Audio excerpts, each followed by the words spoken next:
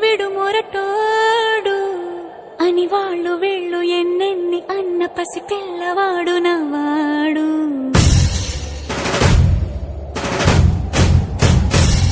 విడు ముండోడు అని ఊరు వాడ అనుకున్న గాని మహారాజు నాకు నవాడు.